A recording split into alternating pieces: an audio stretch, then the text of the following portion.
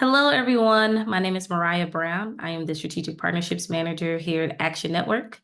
If you're not familiar with Action Network, we are the progressive tool set behind some of the biggest organizations in the progressive movement. And we're based in our cooperative development model, where our tools are built by our partners, the people actually in the field, reaching those activists and their communities. So we are the powerful toolset that also has online actions, email, and we'll get a little bit into that later. But we're joined by one of our amazing integration partners, ControlShift, a distributed organizing platform that has all of the features you need truly to have a great events program. And I'm joined by Kristen, the managing director at ControlShift.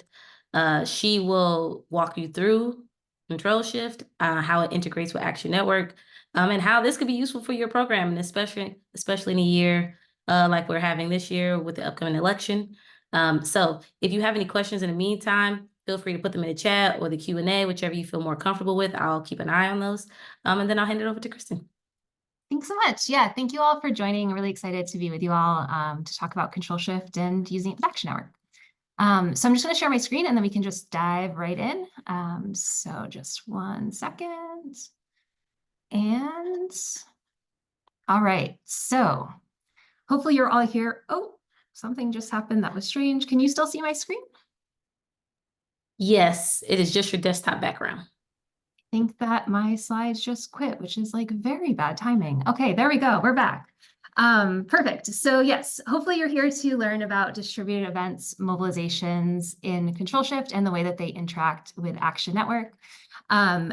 As you know, I'm Kristen Riggi. I work at ControlShift. I am really excited to be here to talk about the ways that you can use ControlShift and Action Network together. We are really interested in distributed organizing and distributed events in particular. And a lot of our customers do use ControlShift and Action Network together. And we think that they can make a really powerful combination for distributed organizing. And as Maria said, we think this is really timely because of the US election, as well as elections all around the world. There's a lot of elections happening this year. I think estimates have said that more people are going to the polls this year than at any point in history. So lots of elections are happening all around the world. And distributed events can be a really great way of engaging your supporters, increasing your impact, whether you're doing electoral work or not. So while we will talk about electoral work, we'll also talk about the advocacy side too. And we're planning to do an overview, but have lots of time for questions and discussion at the end. So really happy to hear any questions that come up on the way.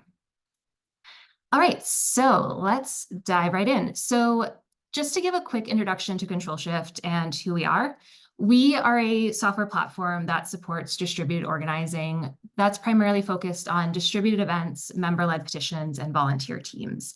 And for each of those different features, the idea is really to allow supporters to take the lead in the work that your organization is doing. So really empowering them to create their own events, host their own petitions on the platform, create and run their own volunteer teams, and really become mini organizers on behalf of your organization. We are part of the movement. So we only work with progressive organizations. We work around the world and in 23 different languages. And our tools are really built to fit in with the other universe of tools that you're using. So CRMs like Action Network and other tools as well, where you might be doing organizing, and really making everything sort of fit together seamlessly so that you can add on these new avenues for organizing your supporters while still keeping all of that supporter data and information about who's taking action and what they're doing in one place. And so we really do think that ControlShift and Action Network can really fit together well to make your organization more impactful while still allowing you to use the tools that you're already using as well. And so before we dive too far into the actual tools themselves, we wanted to briefly talk about distributed organizing. I suspect that many of you on this call may be familiar with distributed organizing already, but we just want to make sure that we have the same foundations before we dive in so that we know what we're all talking about. And so I think it's safe to say that for all of us, I saw some of the organizations' names coming up in the chat, and I think it's safe to say that for all of us, the issues that we're working on are immense. The challenges that we face are big. The fights are really urgent, and it can feel really difficult to make the forward progress that we want to make when we're a single staff team working on these issues by ourselves. And I think that's true across lots of different issue areas. So whether you're doing climate change work, reproductive health work, racial justice work, whether you're mobilizing around a broad base of issues for the election, whether you're protecting workers, whatever work you're doing, it can feel like the battles we're facing are just too big to do on our own. And that's where distributed organizing really comes in. The idea here is that with distributed organizing, you can make the work that you're doing bigger and better able to meet those challenges by recruiting new people to help you in the work that you're doing and giving them leadership and the ability to make decisions and host actions on your behalf so that the scale of your impact becomes larger. And it's not always easy for organizations. Like, that's something that we do have to admit, is that sometimes it can be a little scary to give more control to supporters. Or distributed organizing often does mean a little bit less centralized control and a little bit more chaos, but that can be really great chaos that empowers your supporters to become those leaders in the movements that you're working on. And the question that often our orgs do ask is, do you want to be perfect, or do you want to actually be big enough to win? And distributed organizing is how you can become big enough to actually meet the challenges, win on the battles you're facing, and also bring new people into the movements that you're already working on. The good news is that for distributed organizing, generally the organization is still setting the objectives and the strategies. So you're not giving away all control over what your supporters are doing. You're often giving them guidelines and strategies and then asking them to come into those strategies and come into those broad guidelines and really have ownership within those specific frameworks. And so the idea is to really, within distributed organizing, make the shift from a very top-down model where your supporters are just reading your emails, making donations when you ask, maybe stepping up in specific circumstances, to instead have them become fully activated leaders who are able to become empowered members in their own right. So they're able to organize in their communities, they're able to talk to other potential supporters and recruit those supporters on your behalf. They may even serve as your eyes and ears on the ground in local contexts who can report back on the ways that the issues that you're working on are facing their specific local communities. And as I said, it doesn't have to be entirely decentralized. Like, you can still have, strategic priorities set by the organization. You can still have a lot of these, organizational guidelines that you're providing for the actions that your supporters are running, but it allows you to really scale your impact, have more people involved in the work that you're doing. And so we talk about distributed organizing a lot, and we talk about the benefits of distributed organizing. You can see some of the benefits here. We've been talking about them on the previous slides. The ideas of increasing your capacity, finding new leaders, finding new supporters, also building connections between you and your supporters so that they don't feel like they are just email addresses in a list, but that they are actual people that you're relying on to get the work done, that they know that if they don't help, that the things that you all agree you want to accomplish may not be accomplished. And it also allows for that customization to local needs. An event that sounds great in Austin may not work in Houston, may not be great in Seattle, but your supporters will know what their local context demands, and they'll be able to help you customize the specific work that you're doing to local needs, local expectations, and local contexts. I think the other thing that's really great is that it also in many ways can increase the authenticity of the work that you're doing. So if you are bringing in people from the communities that are facing the issues that you're working on, they can talk about the challenges that they're facing, the impacts that the issues you're working on have for their community in different ways than your staff members might be able to talk about them. So it can really just add this additional authenticity. People who are hearing your supporters talk about their very real challenges that they're facing may be easier to recruit, easier to get on board, easier to make the changes that you're looking for.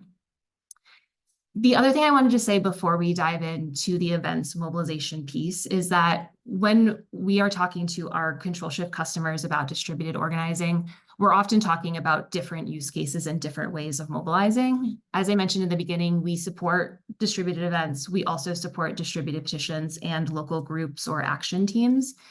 For this call, we're just going to talk about events mobilizations. That's our focus here.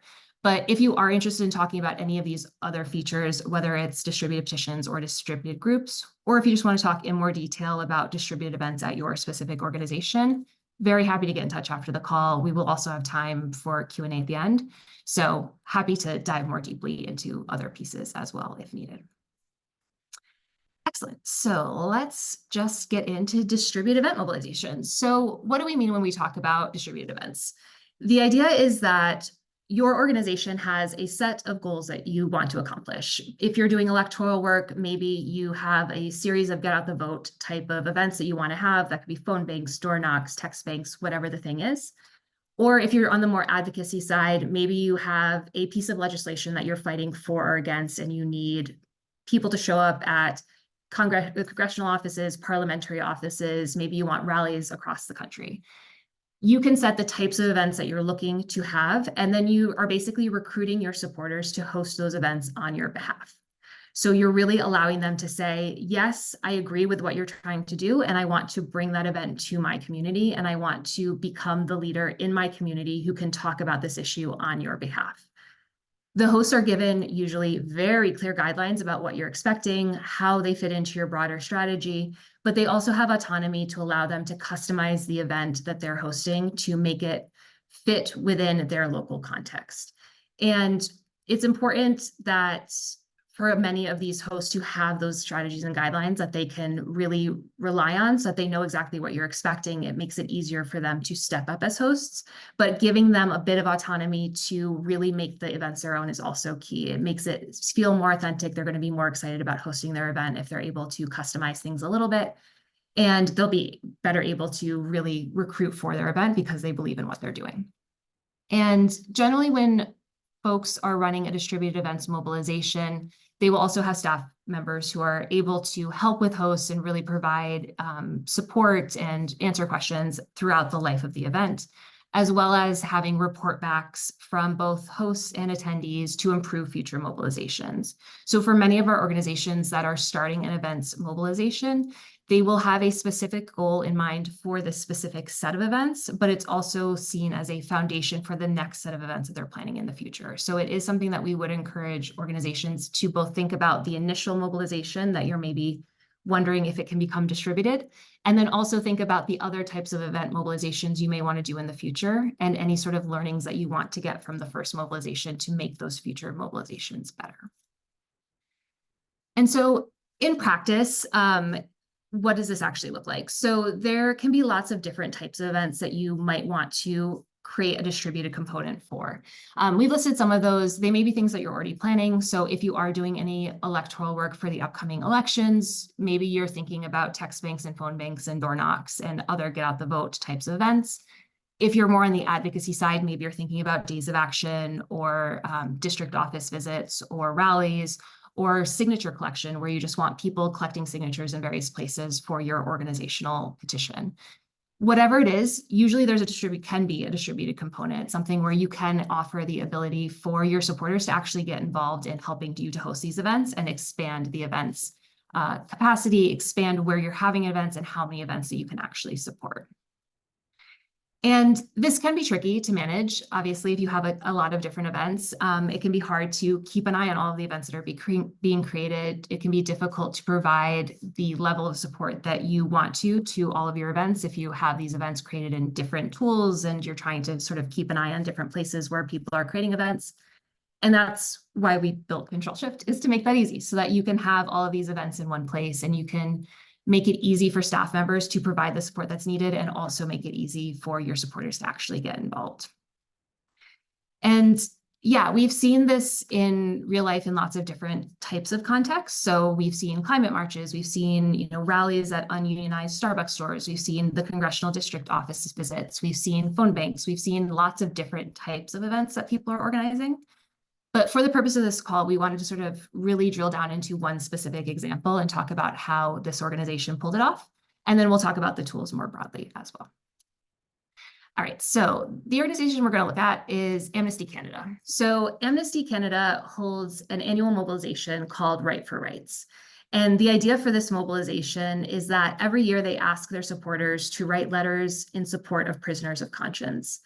The letters are aimed at and written to a specific set of prisoners that Amnesty is highlighting that year. And letters go to the prisoners to provide comfort and support, but they also go to the authorities who are holding those prisoners, demanding the release of the prisoners. And the idea is twofold, both to provide the support and comfort for the actual prisoners and also to get people from both the authorities holding those prisoners and also just the international community to see that there's a problem and hopefully release the people who are being held. And so some of these events are hosted by official Amnesty chapters. There are lots of Amnesty chapters on college campuses. They have ongoing contact with Amnesty. They are known entities. Amnesty knows how to contact them.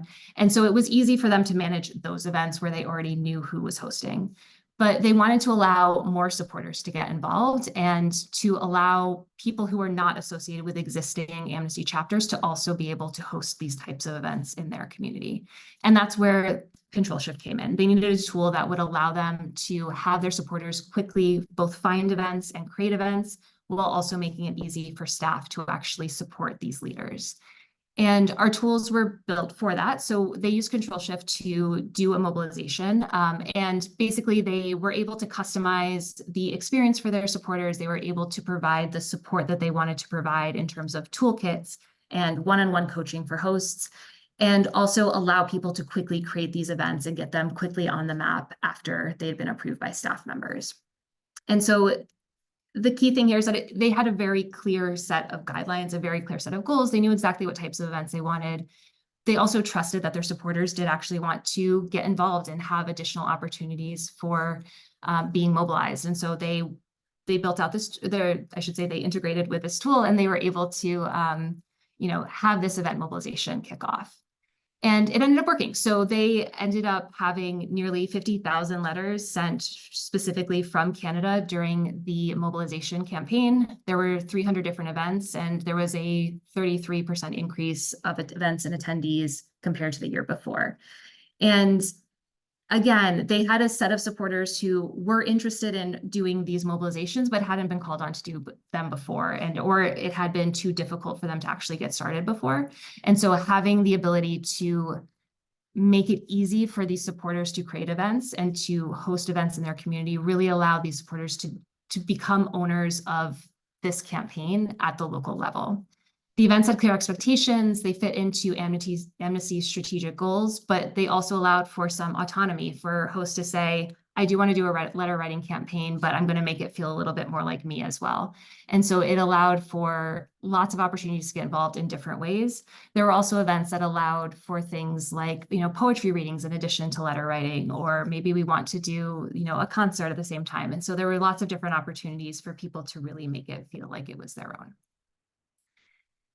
And as I mentioned, like having all of these events going and having them potentially, if you are currently doing distributed organizing, you might have them in lots of different tools that can be difficult to manage. And the ControlShift tools are built to sort of centralize where all of these events are, make it easy for your supporters to know where to go to find and host events, and make it easy for your staff to manage. And so many of our organizations who are doing event mobilizations use a tool that we call calendars, which basically allows for customizations at the event campaign level. For those of you familiar with Action Network event campaigns, the ControlShift calendars is the similar feature on the ControlShift side. The idea with ControlShift calendars is that they are set up by staff members who are able to say, these are the specific goals for the types of events we're asking people to create. You can provide default content and instructions for hosts to make it easy for them to actually create their events. The event pages are built to make it easy for people to find the events once they've been approved or to be recruited to become hosts if there are no events nearby. There's one lookup page where people can see everything that's going on. And we also make it easy for staff members to actually do the moderation task and make sure that anything that's showing up on the lookup pages is fully approved by you. So it is important to be able to have that control and make sure that the events that are being created are ones that you want to have happen. Okay, so I want to quickly show you what this looks like in person because so far we've been just on slides. So let's quickly take a look at an example. So this is an example of a ControlShift lookup page. This one is created to look a bit like a statewide Senate campaign in Colorado. And so the idea here is that people can go in, they can enter their zip code or their city to say, what are the opportunities for me to get involved nearby?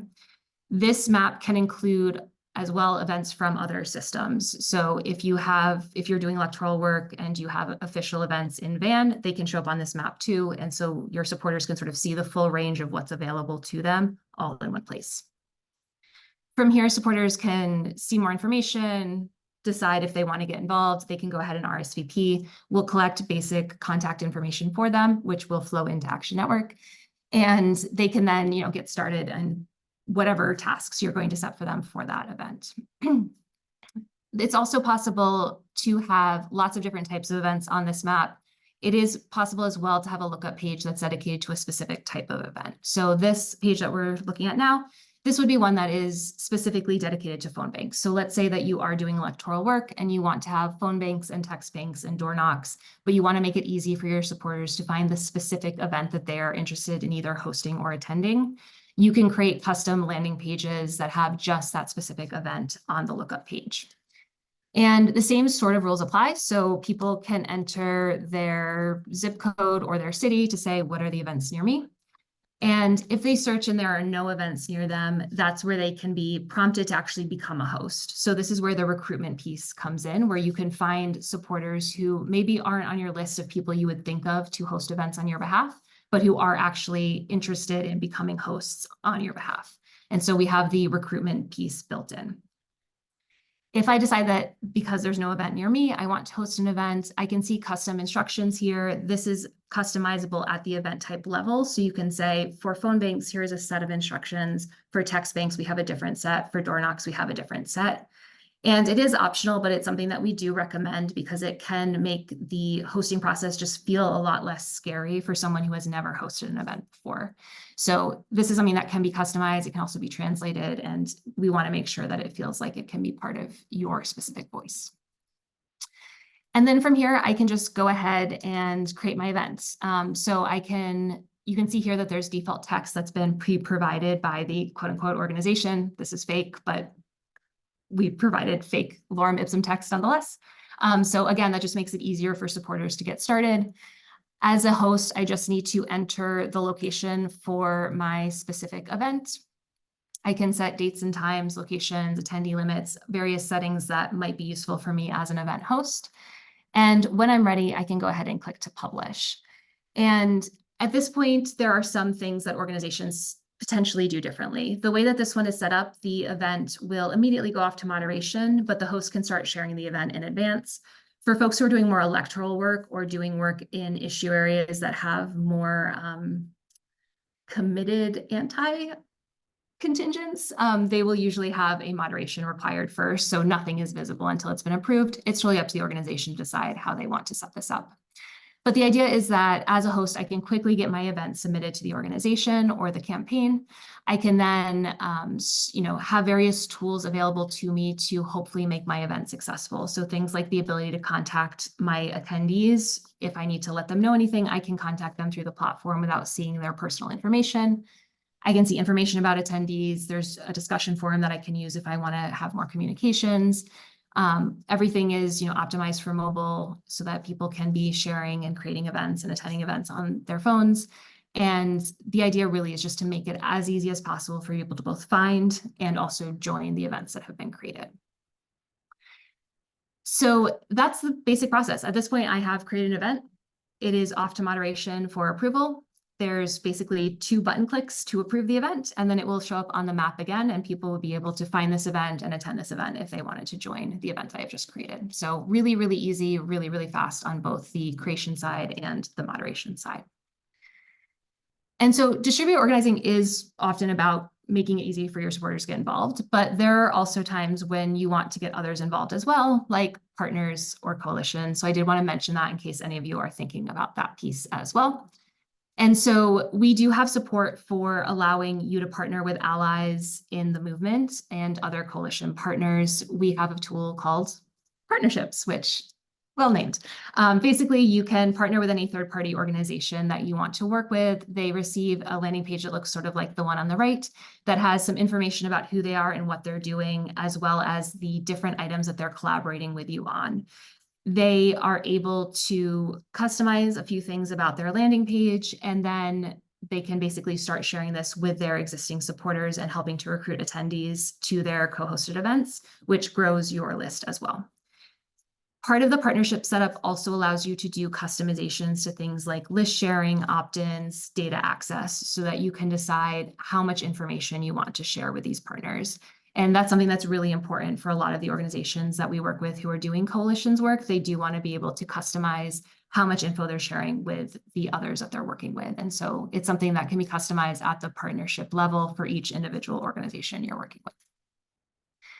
And in terms of the ways that partners specifically collaborate on events within ControlShift, there are lots of different ways that this can happen. So partners can work together at the sort of mobilization, a bunch of events all at once level. So maybe they are a partner for all of your phone banks, or they're a partner for all of your rallies, or they can partner on a subset of events. Maybe they're only a partner for the events happening in Michigan, or maybe they're only working in Ottawa.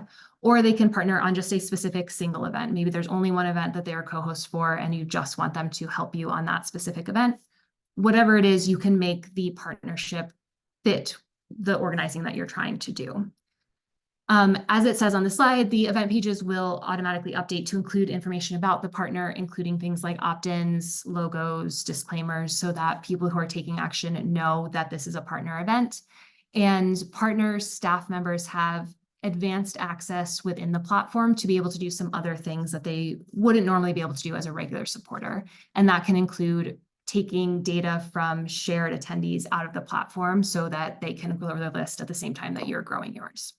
And again, the idea is to make it easy for those collaborations to happen and to make sure that the tools fit the types of collaborations you're already planning versus trying to make them, fit into a predetermined space. All right.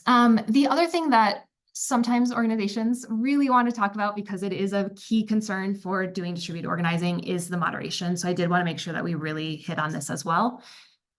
Anytime that organizations are giving additional permissions to supporters, there's a concern about what if they create a really awful event. Either it's super inappropriate or it's just like really poorly described and we don't really want to publish it because it's full of spelling and grammar issues. That's why we built the moderations tool. So our history of specifically focusing on distributed organizing means that we have spent a lot of time making moderation as easy for staff members as is possible. The main thing to know is that there is a unified moderation queue where anything that supporter created, whether it's an event, a blast email from an event host to their attendees, or things from other parts of our platform like petitions, local groups, forum messages, anything like that, will all show up in a moderation queue. The queue is visible to any staff members that have specific permissions to be able to do the moderation step. It can also be turfed out if you are breaking up, the area that you work in by different shapes. Like we can turf it so that people are seeing the specific things in their area. So if you're doing, for example, nationwide organizing and you have a Florida action team, you can have the queue specifically update to show them the things that are happening in Florida so that they're not overwhelmed by the things happening elsewhere. The moderation determines the ongoing visibility. So the choices that they make about how visible the event should be determines whether or not other people can see it. So we do allow different levels of visibility depending on how easy you want to make it for people to find the event that you're moderating. And we also allow for any content to be updated. So if you do have an event that seems great, but you notice a small spelling issue, you can just update it from within the queue and then go ahead and make the event visible. So the key thing to know is that the organization does remain in control of everything that's visible on the site because this moderation step is required for pretty much anything that's supporter created so that you can really make sure that everything online is something that you want to see. And this is just sort of a zoom in of the moderation modal where, again, we'll show you anything we know about what's been created. You can make any edits. You can assign this out to different staff members who maybe have different roles within the organization. And then it's easy to sort of click and decide how visible something should be. All right. I guess in addition to sort of making distributed organizing much easier and making sure that organizations have control over what's visible, the other thing that we really have worked hard to do within ControlShift is to make sure that our tool fits in with the universe of tools that you're already using. So we don't want data to end up stovepiped within ControlShift, and then you have to go system to system to try and find the information that you're looking for. So we do have a lot of integrations with other tools that you may already be using.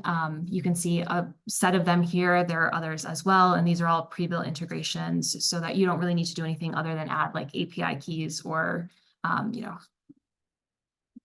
URLs or whatever the thing is to actually set up the integration. So we try to make it as easy as possible. Obviously, one of our favorite integrations is with Action Network because we love Action Network. And so I did want to talk obviously about what that looks like. So we do have a pre-built integration with Action Network. It's really easy to set up. Action Network is one of the easier ones to get the data that we need and then just plug it into ControlShift. And so it usually takes less than 5 minutes to set up a new Action Network integration. And once that's set up, we will start sending data to Action Network in real time. Basically, any data that is generated on the ControlShift side will automatically be pushed into Action Network. That includes information about events, event campaigns, petitions, attendees and signatures, emails and SMS opt-in statuses, unsubscribes, tags and custom fields, anything that we know about that maps over into something in Action Network, we will try to map it over and make sure that it shows up in your Action Network. And again, this all happens in real time. So as you're running event mobilizations, as people are RSVPing, they're immediately showing up in your Action Network so that they can be automatically and immediately integrated into the emails that you're sending and the texts that you're sending and the other work that you're doing. In terms of what this actually looks like, it looks a lot like this. So basically on the Action Network side, once someone takes action, if they are brand new to your organization, we will create a new activist record within Action Network. If they already existed within your Action Network database, we'll just update the record with whatever new information we have about them. So if we now have a phone number and you didn't before, we'll add it in and we'll set their SMS opt-in status. If we have some other information that has changed, we'll update it to match. And then we will also update the action histories, as you can see here, so that you know exactly what types of actions they were taking on the ControlShift side and have that information intermixed with the other things that they have done within Action Network. So you can see here that we have information about events and event campaigns, which is the calendars feature we were talking about before. That can be helpful for you to track, like, yes, they went to a phone bank, even if the names aren't as clear as phone bank Boulder. So it allows you to really segment your list based on the types of actions they've done in ControlShift, in addition to the actions that they've done within Action Network natively. We'll also add things like tags so that you know the specific role. So for the events that are showing up in here, I know that I'm the event attendee and I'm not the host. The event host would be tagged differently so that you know, hey, I want to talk to people who have previously hosted to ask them to host more events in the future. We'll also tag partnership information. So if you know that the Save the Sea Life partnership is the set of people that you want to target because they love the sea, you can use that to target the emails from within Action Network as well. So like I said, we're trying to send as much information as we can from ControlShift to Action Network so that it fits in with the universe of data that you already have about these people and also fits in with your existing workflows so that you don't have to, move any of your workflows over to ControlShift specifically in terms of the communications that you're already doing. So it is a hopefully very seamless integration where the data flows automatically and just adds to what you already know about your existing supporters or adds to your list of supporters as we're finding new supporters for you. Okay, so just to recap here, I think that the benefits of using ControlShift and Action Network together are that it does give you a few new ways to do your organizing, to scale your organizing, and to get supporters involved in the organizing that you're doing. You can empower your members to host events, create petitions, and form local groups. The data will flow and you'll have all of that data in your Action Network database. It won't be stuck within ControlShift, but you will still have the ability to do moderation and make sure that you are in control of what's actually visible to members of the public as well. And we did like to mention as well that, we are part of the movement. We only work with progressive organizations. We work in multiple languages. We work extensively in the EU. So we do have a lot of tools built in for GDPR compliance and other data privacy compliance. And we're, really happy to be helping organizations who are doing good work in the world and fighting on the very, very many fights that we are all hoping will be successful. So very happy to be part of all of this. I guess a couple of final things to mention about ControlShift, and then I know we wanted to aim at 30 minutes, so I'm going a little over, but I'm doing my best. Is a couple of things to know. One is that our tools are white labeled. So the goal for the tool set is that your organization supporters don't think that they have moved to a different tool when they're taking action. The fonts, colors, logos, the way that you talk to your supporters in terms of emails, help for hosts, explanatory texts, all of it is customizable. So it feels like it's an existing part of your universe of websites and your universe of action pages without needing to feel like they've gone to ControlShift and what is ControlShift. We also have lots of support for different types of admin and staff team configurations. So different levels of granular permissions, different teams of users. You can also do turfing. So if you have things where you have specific admins who are focused on specific parts of the country, we can build that into ControlShift on your behalf as well, so that events that are being created are correctly assigned to the right staff members. As mentioned on a previous slide, like we also have translations into 23 different languages. So if you are doing any work that is not English only, we may already have a translation. If not, we can add one. And we also do full tech support and trainings in Spanish if needed as well.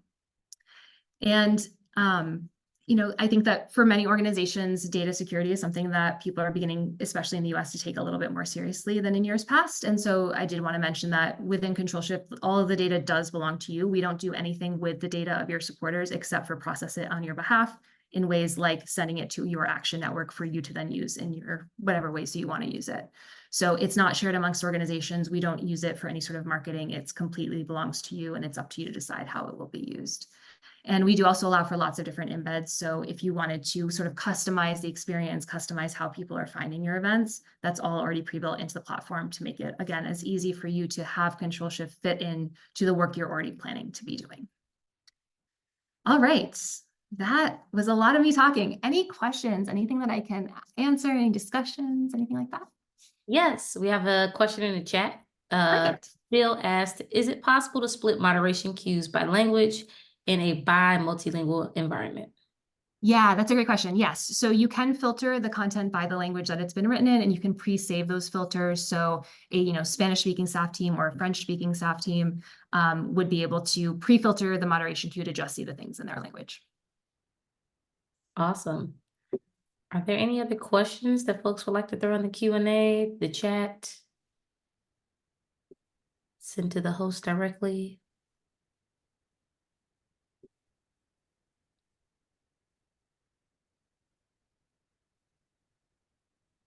Great question. How much does it cost? That is a great question. So our pricing varies based on the type of organizing that's being done and the amount of organizing. Happy to discuss the specific use case you have in mind and then tell you what the pricing would be.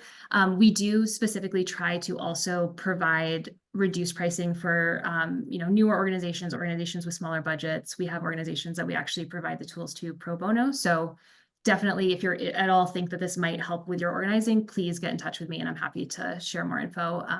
And based on what you're planning on doing, let you know what the pricing would normally be.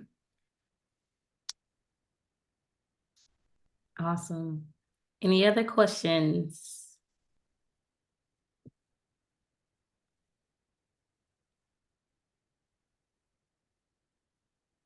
In terms of geographic detail, how granular does the tool go outside of the US? That's a great question. So in terms of like event creation, we use the Google Maps API, but proxy it so that your user data isn't visible to Google. And basically, if Google knows that a place exists, it's able to be used on our platform. If Google doesn't know that a place exists, people just have to enter the address manually instead of using the autocomplete, but it should work everywhere in the world, as far as I know. And we do have organizations that are using the events tools outside of the US, so that shouldn't be a problem. And then in terms of things like the turfing of admin teams or assigning things to specific regions, that's all based on KML files. So as long as someone has sort of built out what those regions are, we can make them available on ControlShift to match your existing turfs. So should work anywhere in the world. And the partner that you mentioned was Amnesty Canada, right? So you're very familiar with Canada and hosting events there. Yes, definitely. Yep. And like I said, we do a lot of work. I would say about half of our customers are US based and about half abroad. So we do a lot of work abroad and have customers who are, doing distributed organizing on ControlShift in very, very many different places around the world. Love to hear it. All right, we have a question in the chat. Can attendees register multiple people to come to an event? For example, if you have buses of people are signing up for, possibly to have folks sign their family members up individually? A good question as well. So there are a few ways that could happen. So one would be that they could enter in the like the RSVP form for each member. Usually we wouldn't recommend that if they're signing up an entire busload all at once, because if they're submitting the RSVP form really, really quickly in quick succession, we might think that they're trying to spam you. But it is an option if they do want to do individual RSVPs. We also have the ability to do uploads of a CSV of attendees into an event. So if they have, a list of people that they know are attending and they don't want to manually enter them, they can just send them to you. You'd be able to upload them into the event, and those people would be treated like regular attendees for the purposes of reminder emails and access to the event forum and all of the updates from the event host, et cetera. So yeah, there are different ways to handle that. And is the And, oh, sorry, go ahead. is the email the unique identifier? Yes, it is. Yeah. So we do require an email for folks who are taking action, and it is the unique identifier for attendees. We do, in some instances, allow people to RSVP with the same email address to a single event, but that's mostly around shifts. So if you have an event that has multiple shifts, people can RSVP again to sign up for more shifts if they want to, or to change the shifts that they have previously signed up for. No problem. All right. Thank you all for attending. Christy, you were great. If you all have any questions, please feel free to reach out to Christy directly. There we go. We got the email up. Please take that down. I will be uploading this and sending it out if you would like to rewatch or, go over some things. But thank you all for attending, and hope you have a great rest of your day. Yes, thank you all so much for joining.